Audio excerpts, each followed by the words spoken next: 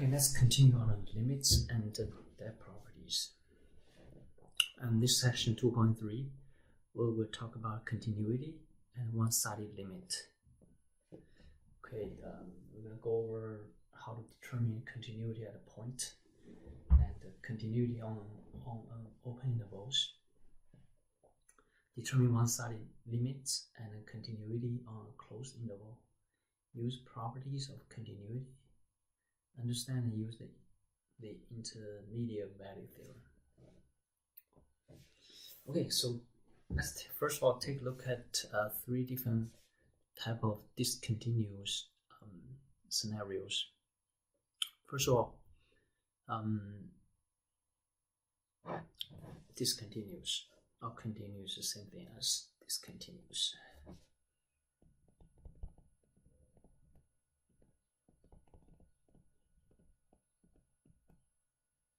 Okay, so first scenario is we have a open interval AB, and that's a hole for this part of a curve. So at this point, f of c is not defined. That means it's discontinuous or not continuous at x equals c.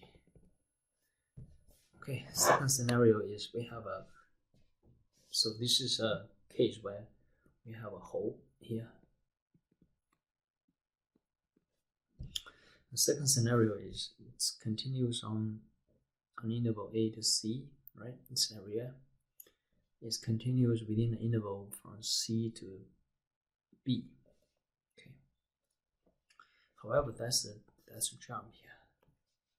This is what they call a gap. Okay, there's a gap here, so that's why at x equals c is discontinuous or not continuous. The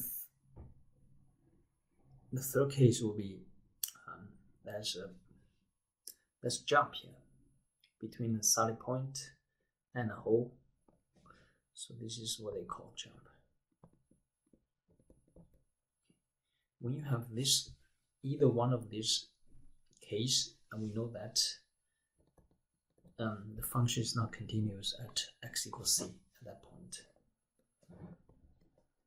Okay, so in order to qualify to be a continuous function, a continuous graph, first one, no hole,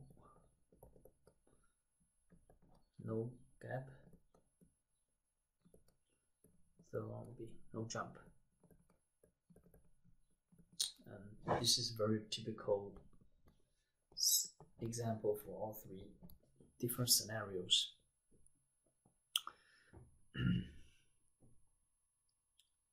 this case, other than x equals c, in an interval AB, the graph of f is continuous and uninterrupted. Okay, so it appears that continuity at x equals c could be destroyed by any one of the following conditions. First condition, the function is not defined at x equals c. Second condition, the limit of f of x does not exist at x equals c. And the third scenario is the limit of f of x exists at x equals c, but it is not equal to f of c. So this is a hole, this is the gap, and that last one is a jump. Okay. If none of the three conditions above is true, then the function is called continuous at a c, at x equals c, to be exact. As indicated in the following important definition, continuity at a point, a function f of x is continuous at a c if the following three conditions are met. First of all is f of c is defined, meaning there's a solid point there on the graph.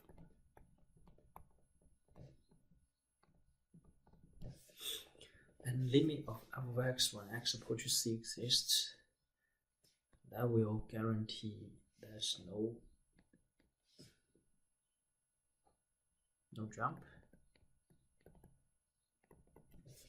The last one is the limit of when x approaches c for f of x is the same thing as f of c, and that will guarantee there's no gap.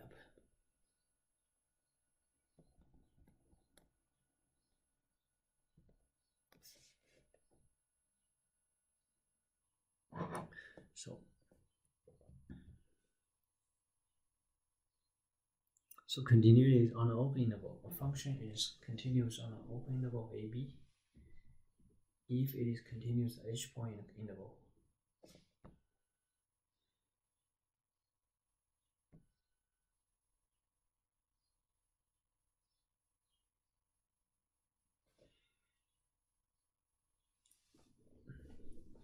A function that is continuous on the entire real line, negative infinity to infinity, is continuous everywhere. Continuous.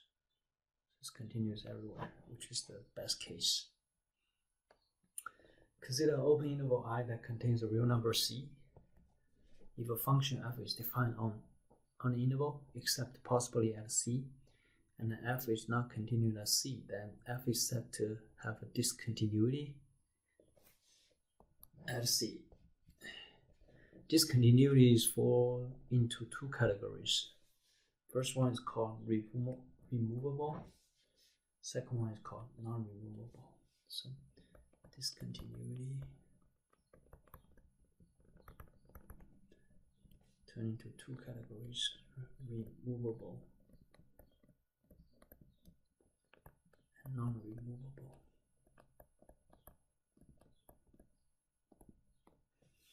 A discontinuity at C is called removable if f could be made continuous by appropriately redefining f of c.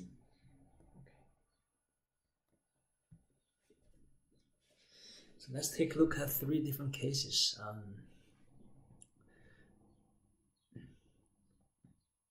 And let's take a look at the first one. First one is what we know by removable discontinuity. So we basically can redefine this point, fill the hole, right? And then make it a continuous function. Redefine at f of c. Okay. And the second case is non-removable discontinuity, because there's a big gap, so we can never close the gap.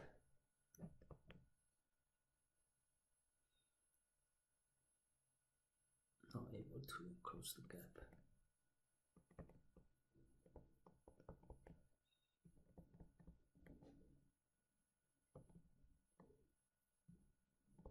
And we could not define f of c. The third one is removable discontinuity, because we can remove this point and fill the hole. Right? Remove this to fill the hole. So in that case, we redefine the point. Okay. So those are three popular discontinuity with different treatment. Okay, so let's discuss the continuity of each functions. The first one is rational function. We know that domain is x is not equal to 0. If x equals 0, then that's a discontinuity, right? And within the domain, it's continuous everywhere, right? And second one, x cannot be equal to 1. It's still a rational function, and x cannot be equal to 1. And within this domain, it's continuous everywhere. And h of x equals to, this is a typical piecewise function.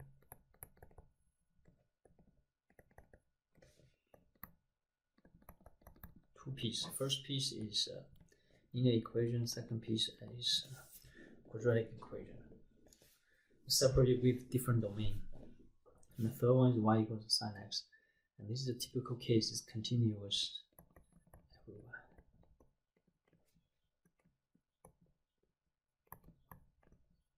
meaning from negative infinity to positive infinity, it's all continuous, right? So let's take a look at some analysis about each one of the. So right here at x equals 0, here this function has a non-removable discontinuity. So you can see there's a big gap here. You can never close this gap. Right, this gap. So that's why we have a non-removable discontinuity at x equals 0. All right. In other words, there's no way to redefine f of 0, so as to make the function continuous at x equals 0. Second case, domain of g of x is all real numbers except x equals to 1. So as you can see, g is continuous at every value in its domain. Let's take a look at the graph. There's a hole here, but however, we can redefine that. Right, we can basically factor numerator. In that case, we can cancel x minus 1. So we redefine the function as h of x equals to x plus 1. Now this function definitely is continuous. So this is a typical removable discontinuity at x equals to 1. Okay. And g1 is defined as 2. Newly defined function is continuous for all real numbers for h of x equals to x plus 1. It's a polynomial function, so it's continuous everywhere after we redefine the function.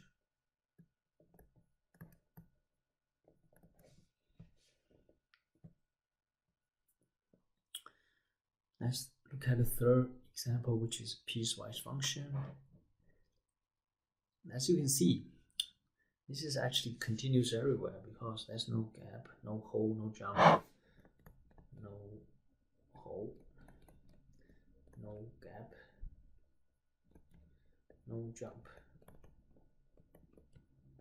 That's why we know that it's continuous everywhere on the entire real line. And it's continuous everywhere.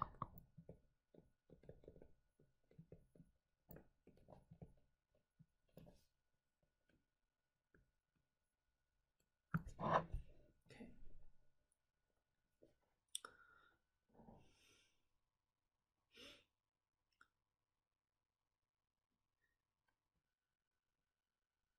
And for the example, the domain of y is all real numbers, so it's continuous everywhere, right?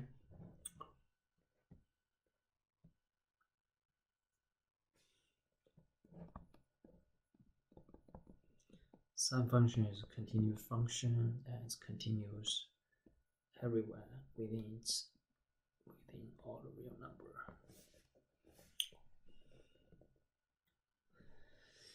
Okay, next step, let's take a look at it. One-sided limit and a continuity on a closed interval. To understand the continuity on a closed interval, you first need to look at a different type of limit, one-sided limit. Typically, a traditional limit has two sides, right? Left side limit and right side limit. But however, sometimes we have to deal with a function which only have one side limit. So limit from the right means that x approaches c from the right side, right? It's going this way. So the limit denoted as limit x approaches c plus right side. Plus means right side. C plus means right side of c. C minus means left side.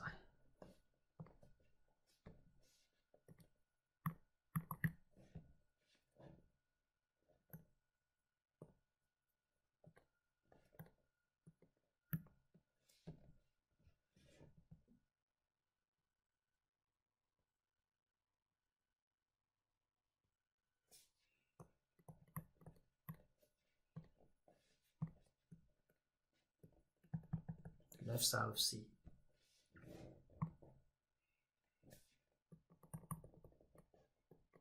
That's what C minus means. Okay.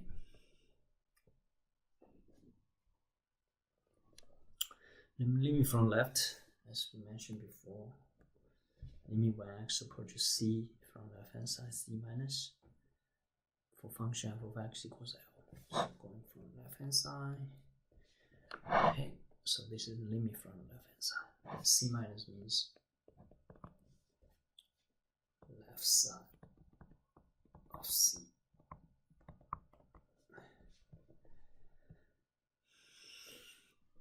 One-sided limits are used when taking limits of functions involving radicals because of the limitation of the domain, right? Due to the limitation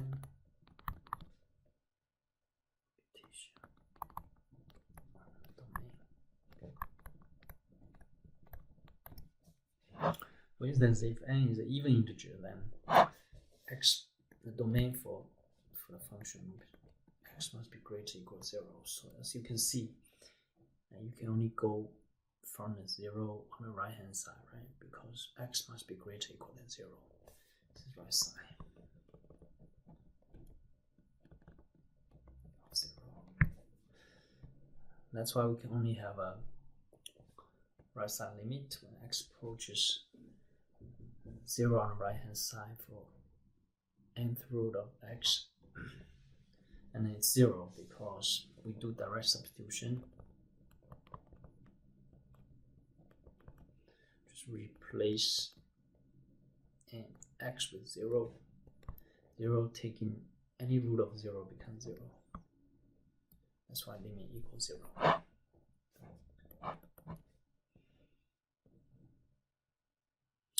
So let's learn how to find the limit of f of x.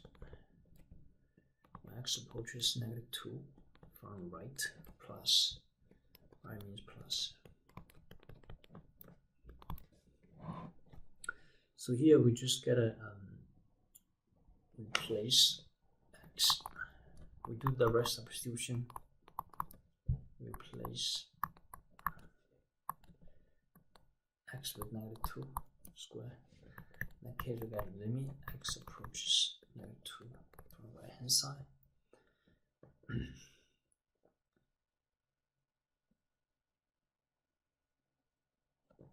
So it becomes 4 minus 4 becomes 0.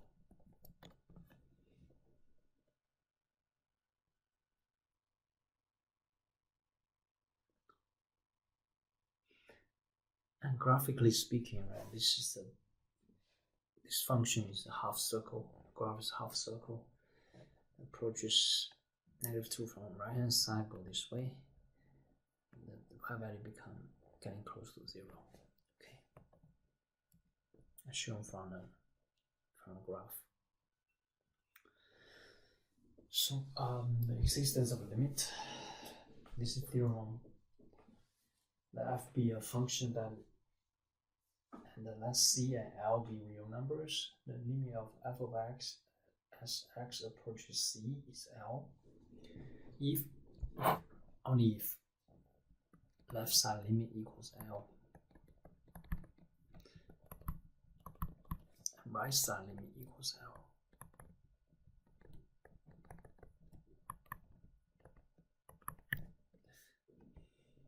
Putting it this way, limit x approaches C minus f of x equals to limit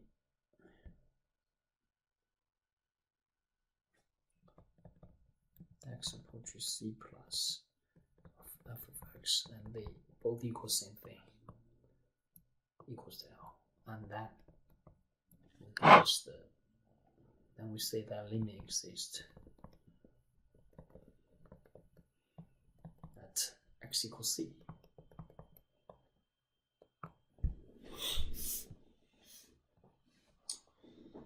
Okay, so let's take a look at the definition of continuity on a closed interval. The function f is continuous on a closed interval AB if it is continuous on the open interval AB, and limit when x approaches a from the right hand side for f of x equals f of a, and limit for x approaches b from the left hand side for function f of x equals f of b. And the function is continuous from the right and then continuous from the left b. Continuous from the right a and continuous from the left b. It's like this. At this point, this limit exists. This point limit exists.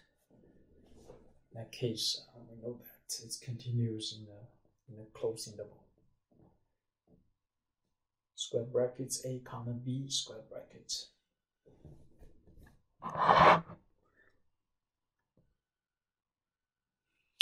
Let's discuss the discontinuity of f of x equals to 1 square root of 1 minus x squared.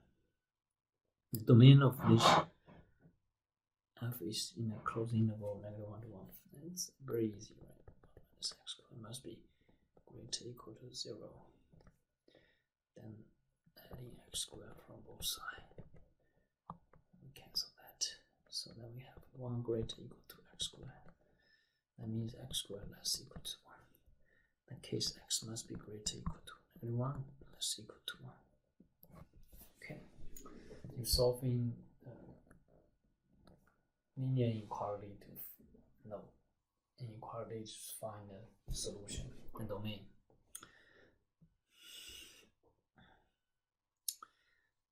And then all the points in the open interval -1 to 1, the continuity of f follows the theorems, and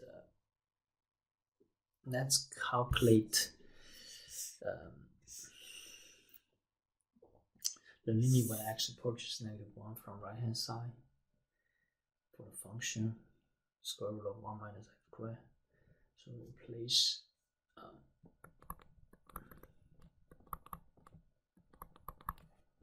x with -1.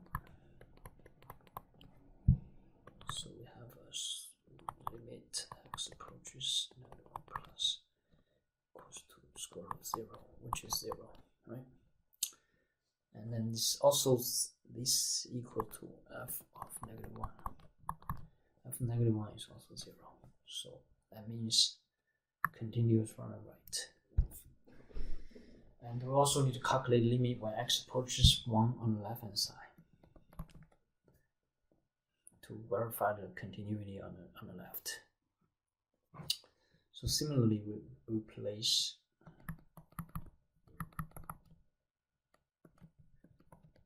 x with 1. So we get a radical of 0, which is 0.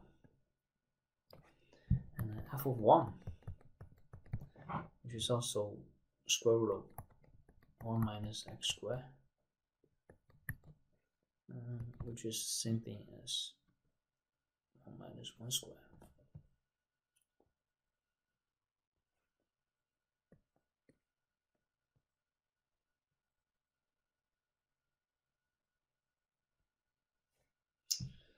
Minus 1 square,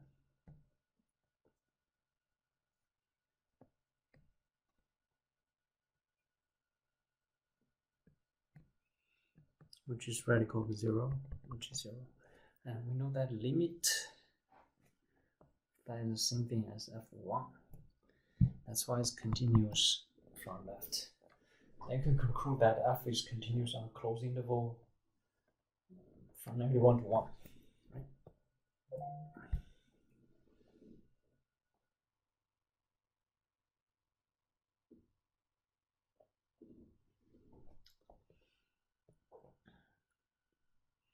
Let's take a look at the properties of continuity. This is very basic properties for continuity. If b is a real number, f and g are continuous at x equals c, then the following functions are also continuous at c. First one is scalar multiple, b times f. Second one is the sum and difference of two functions, f and g. The product is also continuous at x equals c, and quotient f over g, but we're going to make sure gc is not equal to 0. and it's also continuous at x equals c. And then following type of function continues at every point in that domain. All the polynomials, right? It's continuous in its domain. Rational functions, radical functions, trigonometric functions.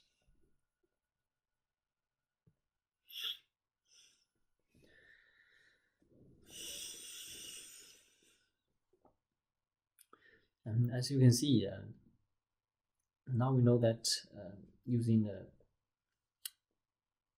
property of a continuity, we know that all these functions also continuous within its domain.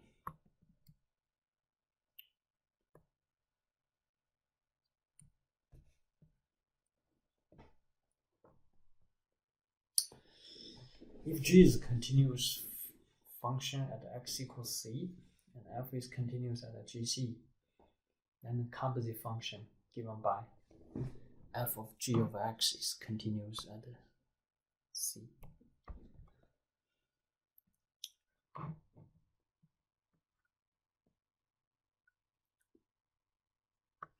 Let's take a look at the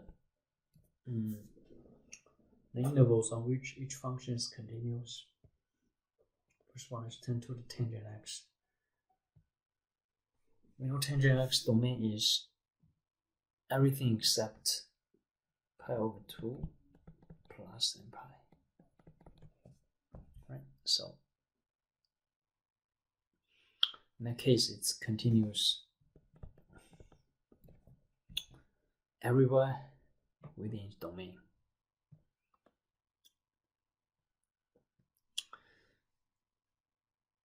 For the second one, y f of x equals to sine of x.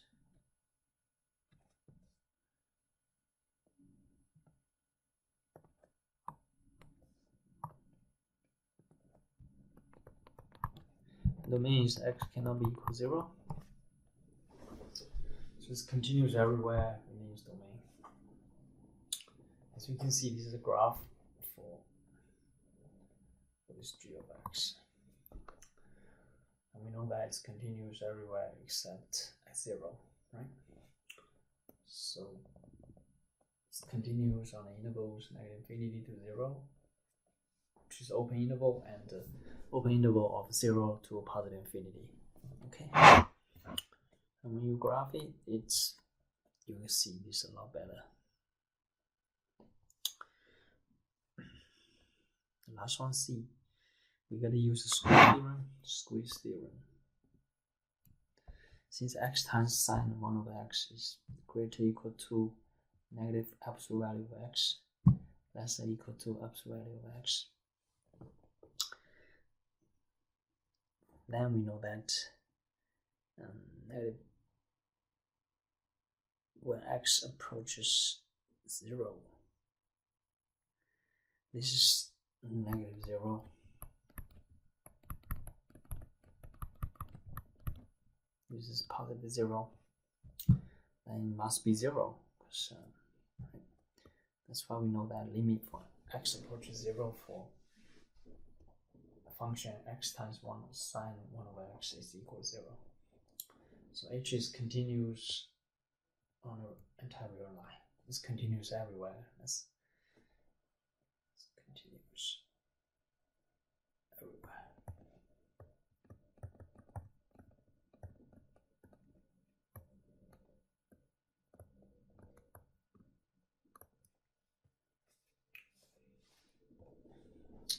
So let's take a look at next theorem is called intermediate value theorem. And the abbreviation is IVT.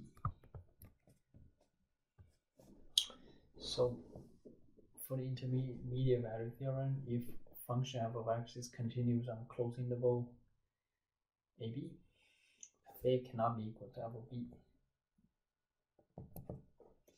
And k is any number between f of A and f of B, then there's at least one number c in AB, such as f of c equals k. So basically it's like this, right? Let's say we have a interval AB. Okay. And the function look like this.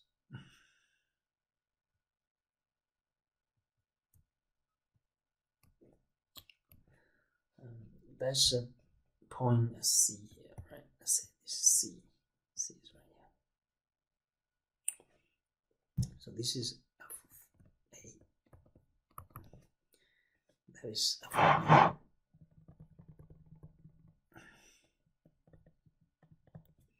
We know that f of C, which is right here, actually is between. This is f of C. Since C is between A and B, right? C is greater than A less than B, then f of C is greater than f of B less than f of A. And since f of C equals K, so K is greater than f of B less than f of A. Right, so this is a key feature about the intermediate value theorem. Okay.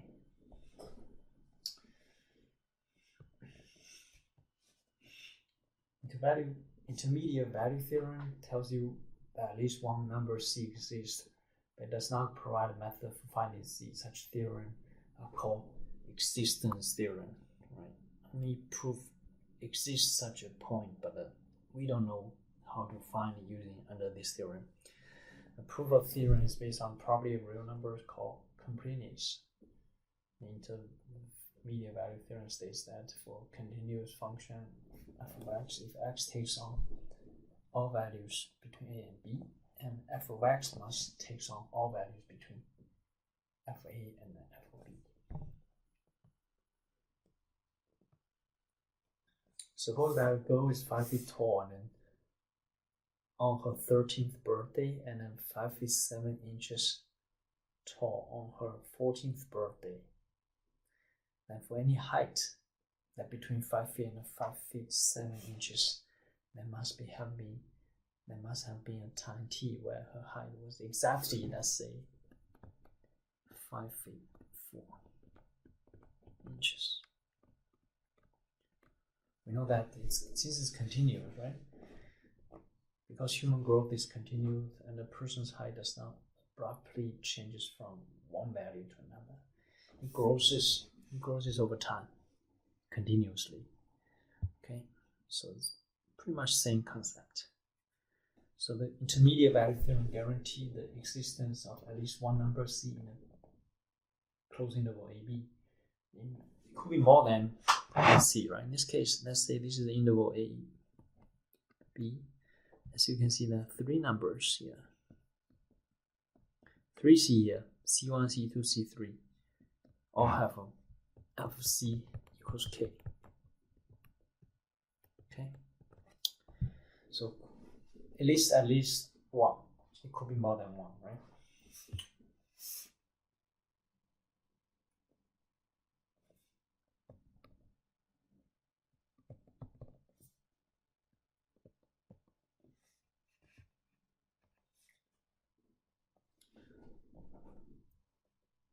A function that is not continuous does not necessarily exhibit the intermediate value property.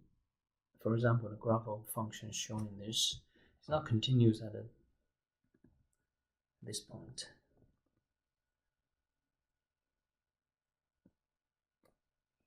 So that's why we're going to find the point x equals c corresponds with y value, which is equals k. So the intermediate value theorem does not apply. IVT does not apply.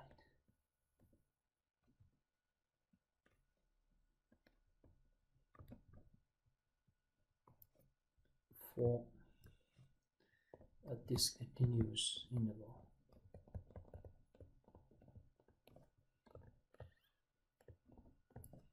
Maybe.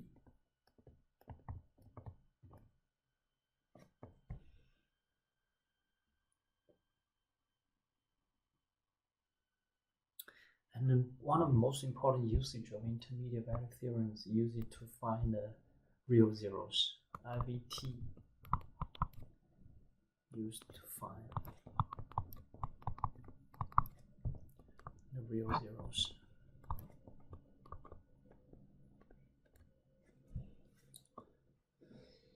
Specifically, if f is continuous on the closed interval AB and f of A and f of B different sign, meaning one of them is positive, the other one is negative, then there must be guaranteed at least 1 zeros in that closed interval AB. Okay, just like this, right? Let's say we have a function going from this is a positive sign and that's a negative sign.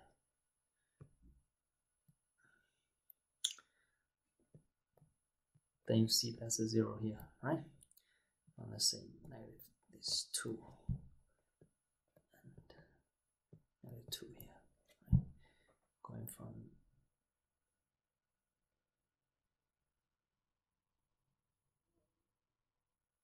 and that's real 0 here, okay?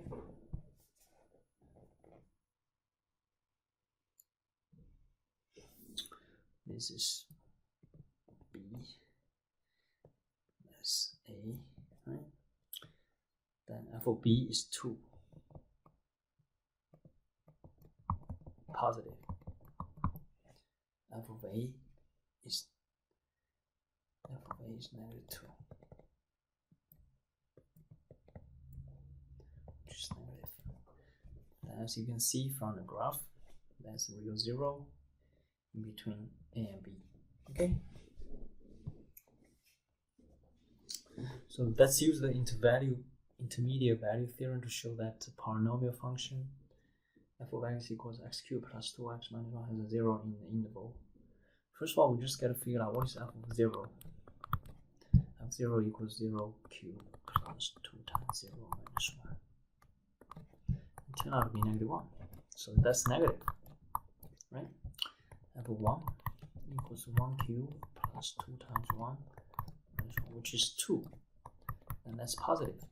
So it goes from negative to positive, so that's guaranteed at least 1 0.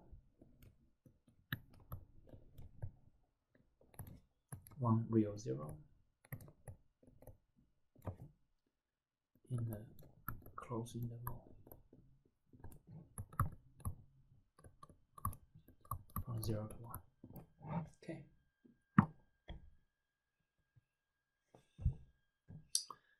Since this third degree polynomial is continuous everywhere within the closed interval 0, 1,